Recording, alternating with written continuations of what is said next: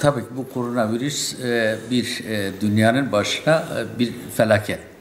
Ancak her ülkenin kaybettikleri bizde az da olsa biz de etkileniyoruz. Bir algı var yani koronavirüs çok tehlikeli gibi geldi. Organize sanayi bölgesinde de etkilenme var ama organize sanayi bölgesinde işçi çıkartma gibi bir sorunumuz yok. Bizim bu işçilere ihtiyacımız var. Daha fazlasına ihtiyacımız var. Çünkü yeni açılan firmalarımız var. 4 tane yeni firma geldi İstanbul'dan. Onlar da istihdamda katkıda bulunacaklar. Yaklaşık hesabımıza göre 1200 civarında daha işçiye ihtiyacımız olacak. Ancak bu kritik dönem dedikleri 15 günlük süre içerisinde firmalarımızın bir kısmı bu işçilerin tabii ki endişelerini doğrultusunda hareket ederek ara verdiler. Sadece bizimki ara verme, yani bizim işçi çıkartma gibi bir lüksümüz olamaz. Bizim işçiye ihtiyacımız var, işçinin bize ihtiyacı var.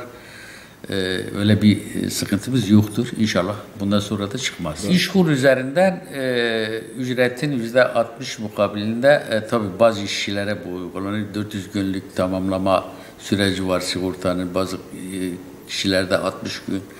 Bu süreçleri tamamlanmışsa İşkur üzerinden bir miktar yardım yapılacak. Ancak bizim bu yardımın ötesinde bizim çalışmamız lazım. Yani üretmeden tüketmek bizim gibi ülkelere büyük bir zarar verir. Bizim en büyük endişemiz bunun daha kalıcı süreyi devam ettirilmemesi. Üretimin mutlaka ve mutlaka üreticilerin harekete geçmesi lazım. Bizim sanayici kadar işçiye de ihtiyacımız var. Hem işçi bizim için çok elzemdir, hem sanayicimiz sağ olsunlar ikisi de eline geleni yapıyorlar. Yalnız işçimiz endişe etmesin. Şunu işçilerimize burada seslenmek istiyorum. İşçilerimiz buradan izine ayrıldıkları zaman kalabalık yerlerden kendilerini saklasınlar. Allah korusun bir tanesinde çıkarsa oraya karantina almak zorunda kalırlar. Hem onlar işinden olur. Biraz kendi kendilerini dinleme versinler. Tatil gibi değerlendirsen evinde oturup kısa sürede yeniden işlerine kavuşacaklar. Bu süreçte bizim fabrikalarımız büyük hazırlık içerisindeler. Biz her hafta en az 2 sefer tüm fabrikaları dezenfekte ediyoruz. Onlar da yapıyorlar. Hastalığın bir süre daha devam edeceğini zannediyorum.